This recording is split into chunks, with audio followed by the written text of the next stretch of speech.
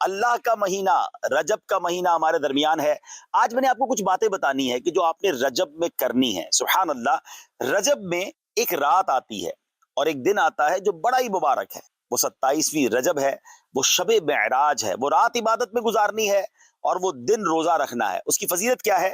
نبی پاک علیہ الصلوۃ والسلام کا فرمان عالی شان ہے کہ حضرت ابو ہریرہ رضی اللہ تعالیٰ فرماتے ہیں جو کوئی 27ویں رجب کا روزہ رکھے اللہ عز و جل اس کے لیے 60 مہینے کے روزوں کا ثواب لکھے گا. اللہ اکبر. اسی تاریخ کو نبی پاک علیہ الصلوۃ والسلام کو معراج شریف کا عظیم الشان معجزہ نصیب ہوا. چنانچہ اس دن جو روزہ رکھتا ہے، نبی پاک علیہ الصلوۃ والسلام فرماتے ہیں رجب میں ایک دن اور رات ہے، جو اس دن روزہ رکھے اور رات قیام یعنی عبادت کرے تو گویا اس نے 100 سال کے روزے رکھے. فرمایا 100 برس کی شب بیداری کی، اور یہ رجب کی 27ویں رات ہے. تو پتہ چلا 27ویں شب کو عبادت کرنی ہے، 27 رجب کو روزہ رکھنا ہے. اب آئیے ہمیں اس رات کچھ نوافل پڑھنے ہیں. وہ کیا ہیں؟ رجب میں ایک رات جس میں نیک عمل کرنے والے کو 100 برس کی نیکیوں کا ثواب ہے، وہ 27ویں شب ہے، 27th نائٹ آف رجب. جو اس میں 12 رکعتیں اس طرح پڑھے کہ ہر رکعت میں سورہ فاتحہ اور کوئی ایک سورت، اور ہر 2 رکعت پر التحیات پڑھے، اور 12 پوری ہونے پر سلام پھیرے. اس کے بعد 100 بار یہ پڑھے سبحان اللہ والحمد للہ ولا الہ الا اللہ واللہ اکبر، اور پھر استغفار 100 بار پڑھے، درود شریف 100 بار پڑھے، اور دنیا اور آخرت میں سے جس چیز کی چاہے وہ دعا مانگے. صبح روزہ رکھے تو اللہ پاک اس کی سب دعائیں قبول فرمائے گا سوائے اس دعا کے جو گناہ کے لیے ہو. تو 27th نائٹ 12 رکعت نفل پڑھنی ہے اور 12 پوری ہونے پر سلام پھیرنا ہے. ٹھیک ہے، ایک ساتھ 12 رکعت نفل پڑھنی ہے، اور 100 بار کیا پڑھنا ہے؟ سبحان اللہ والحمد للہ ولا الہ الا اللہ واللہ اکبر. 100 بار استغفر اللہ ربی من کل ذنب واتوب الیہ پڑھ لیں. 100 بار کوئی بھی درود شریف پڑھ لیں، پھر دعا مانگے، انشاءاللہ دعائیں قبول ہوں گی. کسی پریشانی میں ہے، کسی بیماری میں ہے، کسی تکلیف میں ہے، تو یہ رجب کی 27ویں شب کو ٹارگٹ بنا لیں. انشاءاللہ عبادت کریں، 27 رجب کا روزہ رکھیں اور یہ نفل پڑھ لیں. رو رو کے کریں. نبی پاک ہماری تعلیم کے لیے کیسی کیسی دعائیں فرماتے. میرے آقا کی بڑی پیاری دعا، ہو سکے تو یاد کر لیں. یا مقلب القلوب ثبت قلبی علی دین. یہ دعا کتنی، اے دلوں کو پھیرنے والے، مقلب القلوب، ہمارے دلوں کو، میرے دل کو اپنے دین پر ثابت قدمی عطا فرما. اب یہ دعا کون کر رہے ہیں؟ کونین کے والی، نبیوں کے سردار صلی اللہ تعالی علیہ وسلم، جن کا مبارک دل، اللہ اکبر، آپ کا دل وہ ہے 4 بار شق کے صدر ہوا.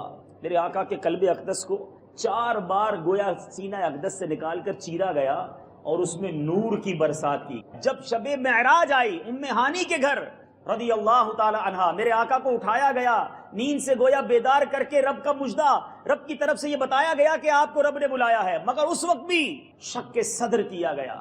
آب زمزم سے میرے آقا کے دل کو گویا مزید مس کیا گیا اور انوار و تجلیات کی بارش کو بھر دیا گیا. وہ دل، وہ عظیم ہستی کہتی ہیں، دعا کرتے ہیں، یا مقلب القلوب ثبت قلبی علی دینک، اے دلوں کو پھیرنے والے، میرے دل کو اپنے دین پر ثابت قدمی عطا فرما. مجھے اور آپ کو کتنا لرزنا ہے. میرے آقا ہماری تعلیم کے لیے دعا فرما رہے ہیں کہ ہمیں بھی اللہ سے دعا کرنی ہے، یا اللہ مرتے دم تک ایمان پر ثابت قدمی عطا فرما. حالانکہ میرے آقا کا دل تو وہ ہے امام عشق و محبت اعلیٰ حضرت سے. اعلیٰ حضرت تو نبی پاک علیہ الصلوۃ والسلام کے مبارک قلب کا، مبارک دل کا صدقہ کتنے پیارے انداز میں مانگتے ہیں. لکھتے ہیں تو جو چاہے تو ابھی میل میرے دل کے دھل. یا رسول اللہ، تو جو چاہے تو ابھی میل میرے دل کے دھلیں، کہ خدا دل نہیں کرتا کبھی میلا تیرے. اللہ تعالیٰ نبی پاک کے قلب اقدس کے صدقے ہمارے دلوں کے میل کو دور فرمائے. تو بات بہرحال چل گئی درود پاک کی اس فضیلت سے کہ ہمیں ہمیشہ اپنی دعاؤں میں، اپنی التجاؤں میں، اپنی فکروں میں آخرت کو بسانا ہے. دنیا کی فکر تھوڑی ہونی چاہیے، آخرت کی فکر زیادہ ہونی چاہیے. کیونکہ مزے کی بات بتاؤں، اگر دنیا میں کوئی پریشان ہے نا، کوئی مشکل میں ہے، کوئی بیمار ہے، کوئی قرض دار ہے، کوئی تنگ دست ہے، کوئی فقیر ہے، اگر اللہ کی طرف سے یہ تھوڑے دیے پر راضی ہو جائے، صبر کر لے، تو یہ صبر کرنا بھی اس کی آخرت کو اچھا کر دے. لیکن اگر آخرت میں کوئی فقیر ہو گیا، کوئی آخرت میں ناکام ہو گیا، کوئی آخرت میں برباد ہو گیا، اب اس کے پاس کوئی چارہ نہیں ہوگا کہ وہ وہاں خوشحال ہو جائے. ہمیں وہاں کی خوشحالی، ہمیں وہاں کی نعمتیں، ہمیں وہاں اللہ تعالیٰ کی طرف سے عنایتوں کا بہت زیادہ احساس ہونا چاہیے. بہرحال رب کریم سے دعا ہے درود پاک کی برکت سے ہم سب کی دنیا بھی اچھی فرمائے، ہماری آخرت بھی ہے، ہمیں دنیا کی فکروں سے نجات دے کر آخرت کی تیاری کرنے کی توفیق عطا فرمائے۔ محبت کے ساتھ با آواز بلند درود پاک پڑھ لیجئے، صلو علی الحبیب صلی اللہ تعالی علی محمد صلی اللہ علیہ وسلم۔ ہم آج معراج کے حوالے سے سنتے ہیں، سرکار دو عالم صلی اللہ تعالی علیہ وسلم نے یہ جو سفر کیا کتنی اسپیڈ کتنی تیزی سے کیا۔ آج کہا جاتا ہے سائنس نے بڑی ترقی، پہلے گاڑیاں آئیں، پھر جناب ٹرینیں آئیں، ٹرینوں کے بعد جہاز آ گئے، اور اب جہاز کے بعد اتنے فاسٹ ایئر کرافٹ آ گئے، اتنے فاسٹ جہاز آ گئے کہ آواز کی رفتار سے زیادہ تیزی کے ساتھ ٹریول کرتے ہیں۔ ہو سکتا ہے آج کا سائنس کا کوئی شخص کہتا کہ جناب آج سائنس کے پاس اتنی تیز رفتار سواریاں موجود ہیں، نبی پاک تو تمام امت کے آقا ہیں، کہ تمہارے آقا تمہارے نبی علیہ الصلوۃ والسلام کے پاس بھی کوئی ایسا معجزہ، کوئی ایسی دلیل ہے؟ سنو میرے آقا ام ہانی رضی اللہ تعالی عنہ کے وہاں سے بیت المقدس سے میرے آقا ساتوں آسمانوں کی انبیاء سے ملاقات کی، فرشتوں سے گفتگو کی، سدرۃ المنتہا پہنچے، سدرۃ المنتہا سے آگے تشریف لے گئے، رب کی بارگاہ میں پہنچے، کتنا عرصہ رہے وہ رب جانے، میرے آقا جانے۔ اس کے بعد جنت کی سیر کی، جہنم کے طبقات ملاحظہ کیے، یہ اتنا بڑا سفر اتنی دیر میں کیا۔ آپ جانتے ہیں علی رضی اللہ تعالیٰ کے گھر سے جب سردیوں میں آپ کو ایکسپیرینس ہوتا ہوگا، بستر جو ہے نا تھوڑی دیر تک گرم رہتا ہے، اس کے بعد وہ بستر نارمل ہو جاتا ہے، اس کا ٹیمپریچر جو ہے وہ دوبارہ ویسا ہی ہو جاتا ہے، تھوڑی دیر چند سیکنڈ تک بستر گرم رہتا ہے۔ اچھا کنڈی، کچھ پرانے گھروں میں آج بھی کنڈی لگی ہوگی، ورنہ اب تو لاک سسٹم آ گیا، لیکن اگر دروازہ زور سے بند کریں چند سیکنڈ اگر آپ وضو کریں تو وضو کا پانی اگر آپ زمین پر وضو کریں تو کچھ دیر تک بہتا ہے، اس کے بعد اس کا بہنا رک جاتا ہے کیونکہ پیچھے سے پانی کی سپلائی نہیں ہوتی۔ ان تینوں باتوں کو ذہن میں رکھیے گا کہ کنڈی چند سیکنڈز تک ہلتی ہے، بستر بھی چند سیکنڈ تک ہی گرم رہتا ہے، وضو کا پانی اگر بہے تو وہ بھی چند سیکنڈ تک بہتا ہے، یہ سب چیزیں سیکنڈز کی ہیں۔ ابھی یہ پاک وہ پورا سفر کر کے واپس آئے، کنڈی ابھی بھی ہل رہی، بستر ابھی بھی گرم تھا، وضو کا پانی ابھی بھی بہ رہا تھا۔ آج بھی سائنس حیران ہے، اتنا لمبا سفر، اتنا لانگ پیریڈ، اور یہ سب ویسے کا ویسے ہی کیسے تھا؟ عشق کی زبان میں علماء جواب دیتے ہیں، اگر میں آپ کی گھڑی جو ہے، گھڑی کا جو سیل ہے وہ نکال لوں تو گھڑی کی ٹک ٹک رک جائے گی، دوبارہ سیل لگا دیں تو دوبارہ جو ہے وہ چلنا شروع۔ بات یہ ہے کہ اس دن، اس راہ جو زمانے کی جان دنیا سے جب واپس آئے تو زمانے نے پھر چلنا شروع کر دیا۔ اعلیٰ حضرت سے پوچھو، یہ بات سمجھاتے ہیں، وہ جو نہ تھے تو کچھ نہ تھا، وہ جو نہ ہو تو کچھ نہ ہو، جان ہے وہ جہان کی، جان ہے تو جہان ہے۔ ارے آقا واپس آئے تو زمانے نے چلنا شروع کیا، زمانہ ادھر ہی رکا ہوا تھا۔ تو اب بات یہ ہے، اب اعتراض جن کو کرنا ہوتا ہے کہ جناب یہ کیسے ممکن ہے، اتنی تھوڑی دیر میں اتنا ٹریول ہو گیا، اتنی تھوڑی دیر میں اتنا سفر ہو گیا۔ چلیں دو تین مثالیں دے کر پھر چلتے ہیں جنت کے مشاہدات کی۔ آپ جانتے ہیں دنیا میں کروڑوں اربوں لوگ رہتے ہیں، 7 ارب کے قریب بتایا جاتا ہے اس دنیا کی۔ 7 ارب مطلب ہوتا ہے 700 کروڑ، ٹھیک ہے؟ جتنے انسان ہیں دنیا میں بتایا جاتا ہے ہر سیکنڈ یا ہر چند سیکنڈ میں ایک بندہ مر جاتا ہے، ٹھیک ہے؟ انسان ہے سب کی ملک الموت حضرت اسرائیل علیہ السلام۔ علماء کہتے ہیں جانوروں کی روح بھی آپ قبض کرتے ہیں۔ تو اب مجھے بتائیں، ابھی کورنگی میں کسی کا انتقال ہوا، اگلے سیکنڈ امریکہ میں انتقال ہوا، اس کے اگلے سیکنڈ افریقہ میں انتقال ہوا، اس کے اگلے سیکنڈ انڈیا میں انتقال ہوا۔ ایسا بھی ہوتا ہے ایک ہی ساتھ 60-70 لوگ مر جاتے ہیں، کوئی زلزلہ آتا ہے، طوفان آتا ہے، ٹرین کا حادثہ ہوتا ہے، اتنے سارے لوگوں کی روح اتنی جلدی میں حضرت ملک الموت کیسے قبض کرتے ہیں؟ تو جب ملک الموت کی سپیڈ کا عالم یہ ہے تو ملائکہ کے آقا کی سپیڈ کا عالم کیا ہوگا؟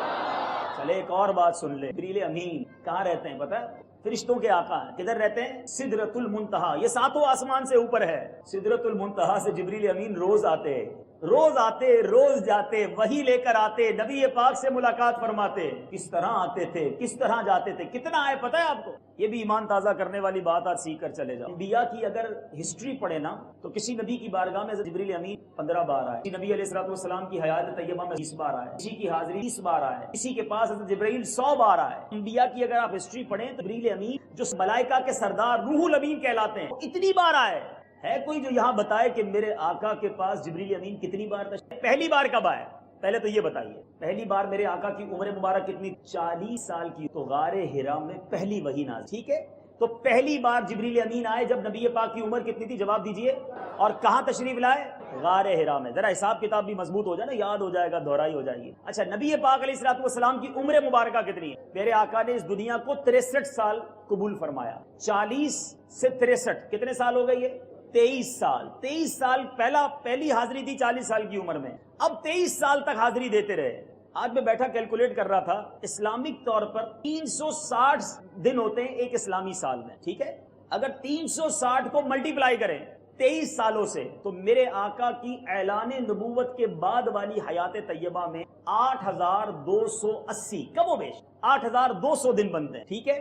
دن 8200 ہیں۔ جبریل امین کتنی بار آئے آپ کو پتا ہے؟ 24,000 مرتبہ جبریل امین میرے آقا کی بارگاہ میں حاضری دی۔ اب ایوریج بناؤ، 24,000 کو ڈیوائیڈ کرو 8,200 سے، تو روزانہ ایوریج اوسطاً جبریل امین 3.5 مرتبہ، 3 سے زیادہ مرتبہ میرے آقا کی بارگاہ میں آتے رہے۔ اللہ غنی، اعلیٰ حضرت سے پوچھو یہ راز کیا تھا کہ سدرۃ المنتہا کے مقیم بار بار کیوں آتے تھے، اتنا کیوں آتے تھے؟ امام عشق و محبت بات ساری سمجھا دیتے ہیں، فرماتے ہیں بے لکھائے یار ان کو چین آ جاتا اگر، کہتے ہیں بے لکھائے یار ان کو چین آ جاتا اگر، بار بار آتے نہ یوں جبریل سدرا چھوڑ کر۔ ارے بات یہ تھی آقا کو دیکھ لیا تھا، اب چین ہی نہیں آتا تھا، نبی پاک سے ملے بغیر قرار نہیں آتا تھا۔ ارے سدرۃ المنتہا سے جبریل امین اسی لیے بار بار آیا کرتے تھے۔ مجھے بتاؤ ملائکہ کہ سردار جبریل امین روزانہ 3 بار، ارے 3 سے زیادہ بار 7 آسمانوں سے اوپر ہو کر واپس آتے، پھر جاتے، پھر آتے، پھر جاتے۔ جبریل امین کی یہ رفتار تھی تو جبریل کے آقا کی رفتار کا عالم کیا ہو۔ چلو اب ایک لاجک جو ہے، ایک اور دلیل قرآن پاک سے، تاکہ مزید ایمان مضبوط ہو جائے اور کسی قسم کے وسوسے کو جگہ نہ ملے۔ سبحان اللہ۔ حضرت سلیمان علیہ نبینا علیہ الصلوۃ والسلام، آپ نے اپنے رفقا کے ساتھ آپ بیٹھے تھے اور فرمایا کہ ملکہ بلقیس آ رہی ہے اور یمن سے آ رہی ہے، اب ملکہ بلقیس کا تخت بھی لانا ہے۔ اب کیسے لانا ہے؟ تخت پہلے کتنا بڑا تھا سن لو، وہ تخت تھا 80 گز لمبا، 40 گز چوڑا تخت۔ اب یہ لانا ہے، اتنے بڑے تخت کے لیے تو کچھ پانی کا جہاز کرنا پڑتا۔ اچھا لانا بھی، اس تخت کے اوپر ہیرے جواہرات اس کے تخت کے چاروں طرف لگے ہوئے تھے، بڑے بڑے گارڈز، بڑے بڑے اس کو سنبھالنے والے موجود تھے، ان سے بغیر اجازت، ان کی اجازت نہیں لینی تھی، وہ تخت لے کر آنا تھا بس۔ اب پہلے تو ان سے جو بھی مقابلہ کرنا پڑتا، پھر اس تخت کو کسی جہاز میں لوڈ کرنا پڑتا، ایک کنٹری سے دوسری کنٹری آج بھی مہینوں میں سفر ہوتا ہے۔ حضرت سلیمان فرماتے ہیں ملکہ بلقیس کا تخت یہاں لانا ہے۔ ایک جن جو تھا آپ کے ساتھ بیٹھا تھا جنوں میں سے، کہتا ہے میں آپ کی مجلس کے برخاست ہونے سے پہلے اس تخت کو یہاں پر حاضر کر دو۔ مجلس کا وقت بتایا جاتا ہے ظہر میں برخاست ہونی تھی اور یہ صبح کا وقت تھا، یعنی صبح سے لے کر ظہر میں یہ تخت ادھر آ جائے گا۔ سلیمان علیہ السلام فرماتے ہیں اس سے پہلے یہ تخت ادھر چلا۔ اب وہاں ایک ایسا بندہ موجود تھا جس کے پاس کتاب کا علم تھا، تفاسیر میں ان کا نام لکھا آصف بن برقیہ۔ انہوں نے کیا کہا؟ میں اسے حضور میں حاضر کر دوں گا ایک پل مارنے سے پہلے، حضور آپ کے پلک جھپکنے سے پہلے یہ تخت یہاں موجود ہوگا۔ اور ایسا ہی ہوا، اس نے بات کو ختم کیا اور وہ تخت حاضر تھا۔ اب میں قرآن پاک کی بات کر رہا ہوں، قرآن کہتا ہے ایسا شخص جس کے پاس کتاب کا علم تھا، پلک جھپکنے میں وہ تخت حاضر کر دیا۔ آصف بن برقیہ نبی نہیں تھے، حضرت سلیمان علیہ نبینا علیہ السلام کی امت کے ایک فرد تھے۔ ارے حضرت سلیمان کی امتی کا عالم یہ ہے، تو سلیمان کے آقا، نبیوں کے آقا صلی اللہ تعالی علیہ وسلم اگر پلک جھپکنے میں سدرۃ المنتہا 7 آسمانوں کی سیر کر کے، رب سے ملاقات کر کے، بیت المقدس کی نماز کی امامت کر کے واپس تشریف لے آئیں، تو یہ کوئی عقل سے بڑا بات نہیں ہے، میرے آقا کی شان ہے، رب کی عطا ہے۔ تو بہرحال میٹھے اسلامی بھائیوں، بات یہی ہے کہ زیادہ لاجک تلاش کرنا، زیادہ عقل کے گھوڑے دوڑانا یہ ہر جگہ اچھا نہیں ہوتا۔ پنجابی لوگ بڑی پیاری بات کبھی کبھی کہتے ہیں اسی منن والے ہیں، سوچن والے نہیں ہیں۔ تو معراج کے واقعے کو ماننے والے بن جاؤ، ہر بات میں سوچ نہیں اپنانی، بس یہ یقین ہے کہ اللہ نے اپنے محبوب کو وہ مقام دیا جو کسی کو نہ دیا، وہ مرتبہ دیا جو دنیا میں کسی کو نہ دیا۔ ارے غلام، ہمارے لیے تو سعادت کی بات ہے کہ اور بھی نبیوں کے امتی گزرے ہیں، ہمارے مولا نے ہمیں مصطفیٰ کریم علیہ الصلوۃ والسلام کا امتی، ایسے آقا کا امتی بنایا جن کو اتنا بڑا مقام دیا۔ مقام کیسا دیا سنو، امام عشق و محبت اعلیٰ حضرت لکھتے ہیں خدا نے ہے مرتبہ تجھ، نہ کسی کو ملے نہ کسی کو ملا، وہ خدا نے ہے مرتبہ تجھ کو دیا، نہ کسی کو ملے نہ کسی کو ملا، کہ کلام مجید نے کھائی شہا، تیرے شہر و کلام و بقا کی، تیرا مسند ناز عرش بری. دیکھو تو آقا کے بیٹھنے کی جگہ، لوگ کہتے ہیں وہ بہت بڑا آدمی، اس کے پاس بہت بڑا گھر ہے، وہ بڑی اونچی جگہ پر بیٹھتا ہے، بڑی نمایاں جگہ پر بیٹھتا ہے. ارے میرے آقا کو رب نے مسند بھی عطا کی تو عرش بری عطا کر دی. تیرا مسند ناز عرش بری، تیرا محرم راز ہے روح امین، تو ہی سرور ہر دو جہاں ہے شہا، تیرا مثل نہیں ہے خدا کی قسم. کیا مرتبہ میرے آقا کو رب نے عطا کیا. ارے ایسا مرتبہ، علماء کہتے ہیں بات یہ ہے، شہادت جو ہے نا، شہادت کی تکمیل کب ہوتی ہے، اس کی گواہی کی تکمیل کب ہوگی. آپ کو کوئی گاڑی لینی ہے، کوئی مکان لینا ہے، کوئی کپڑا خریدنا ہے، یا تو آپ خود جا کر دیکھیں گے یا اپنے کسی دوست کو کہیں گے یار جا کر دیکھ لو، وہ دیکھ کر کہے گا میں نے دیکھ لیا بالکل ٹھیک ہے لے لو. گواہی کب کمپلیٹ ہوگی؟ یا خود دیکھیں یا کسی دیکھنے والے سے سن لے کہ ہاں اس نے دیکھا ہے. اب معاملہ یہ ہے کہ حضرت آدم علیہ السلام سے لے کر انبیاء آتے رہے، سب گواہی دیتے رہے اشہد ان لا الہ الا اللہ ایک ہے، اللہ پر ایمان لے آؤ، لوگوں کو ایمان کی دعوت دیتے رہے. کسی نبی نے بھی رب کو نہیں دیکھا تھا، سب کہتے رہے اللہ ایک ہے، دیکھا کسی نے نہیں تھا. ارے شہادت کی تکمیل کے لیے ضروری تھا کہ کائنات میں کوئی ایک تو ایسا ہوتا جس نے رب کو دیکھا. اور یہ شان ملی ہمارے آقا علیہ السلام کو کہ رب نے بلایا، اپنا دیدار کروایا، اور میرے آقا نے اب دنیا کو کہا کہ ہاں میں نے دیکھا ہے اللہ ایک ہے، تم بھی گواہی دے دو اللہ ایک. یہ تکمیل شہادت ہوئی ہے ہمارے آقا کے ذریعے. اب یہاں ایک اور بات، اعلیٰ حضرت رحمت اللہ تعالی علیہ نے ایک اور بڑا مسئلہ حل کر دیا. نبی پاک کے پاس علم غیب تھا یا نہیں تھا؟ تھا تو کتنا تھا؟ یاد رکھو اعظم الغیب، سب سے بڑا غیب ہمارا رب عز و جل ہے، جس کو دنیا میں کسی نے نہیں دیکھا.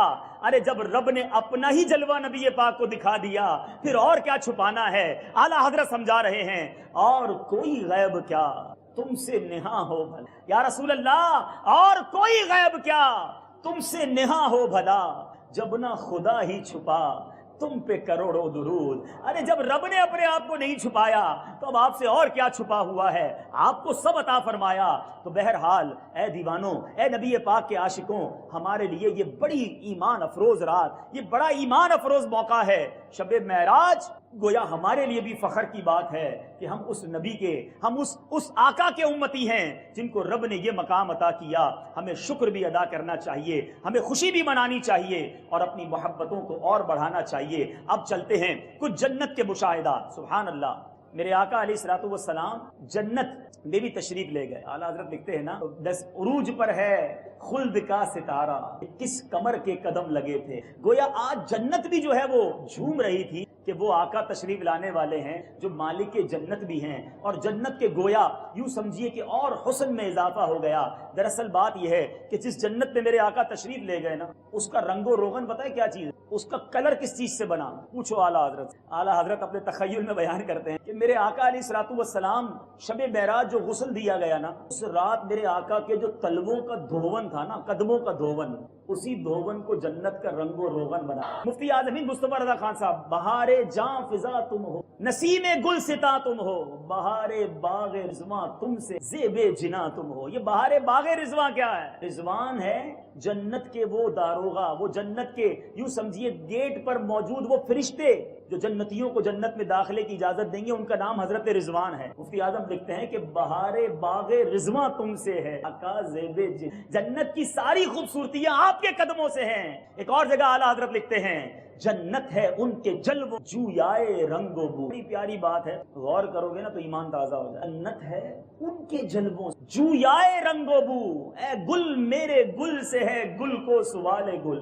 ایک ہی لائن میں 4 بار لفظ گل استعمال کیا ہے اور کمال بات کر گئے کہ بات یہ ہے کہ جنت کو اگر خوبصورتی چاہیے نا، نبی پاک کے جلووں کی خیرات مانگے. اے گل میرے گل سے ہے گل کو سوال گل.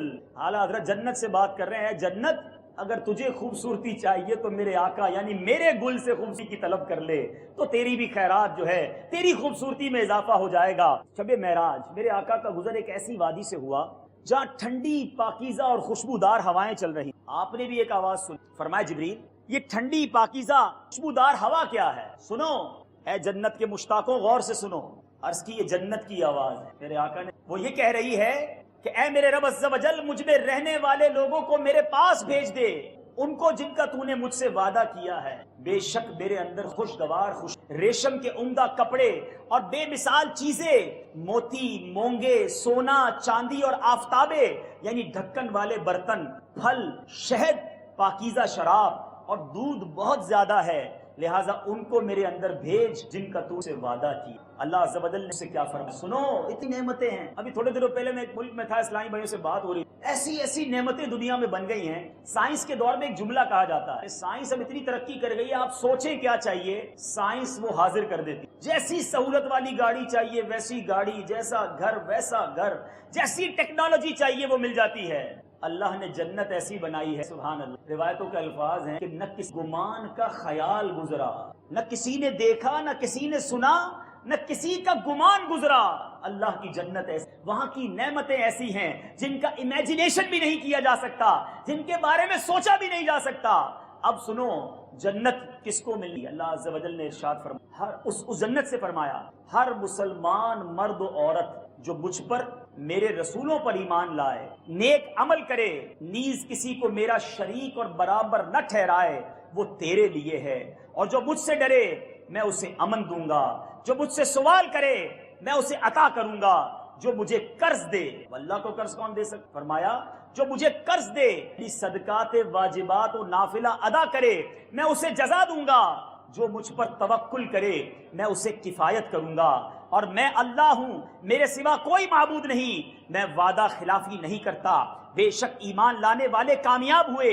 اس کے بعد اللہ عز و جل نے اپنے پاک کلام میں سے سورہ مومنون میں کامیاب مومنی صفات بیان فرمائیں تو جنت بولی میں راضی۔ جنت میں داخل ہونے والوں کی لسٹ مل گئی ہمیں۔ آج دنیا میں ذرا غور کر لیں، میں اور آپ زندگی کیسی گزار رہے ہیں۔ صبح سے لے کر شام تک جو ہماری تمنا ہے نا، دنیا اچھی ہو جائے، کوئی نوکری کر رہا ہے، کوئی کاروبار کر رہا ہے، کوئی پڑھائی کر رہا ہے۔ جو پڑھائی کر رہا ہے نا وہ بھی دراصل اس لیے پڑھائی کر رہا ہے کہ اچھی نوکری کرنی ہے۔ اچھی نوکری اس لیے کرنی ہے کہ پیسے کمانے ہیں، کاروبار اور نوکری سے پیسے اس لیے کمانے ہیں کہ گھر اچھا بنانا ہے، گھر اچھا بن گیا تو پھر اور ذرا لگژریز لانی ہے، ذرا سواری اچھی ہونی چاہیے، بچوں کی خیر ہو جائے، بچوں کا اچھا مستقبل ہو جائے، اور پیسہ آ جاتا ہے یا اور پیسے کی طلب ہوتی ہے تو بندہ کہتا ہے UK چلتے ہیں، یورپ چلتے ہیں، کسی طرح امریکہ پہنچ جائے، ادھر اور ڈالر ملیں گے۔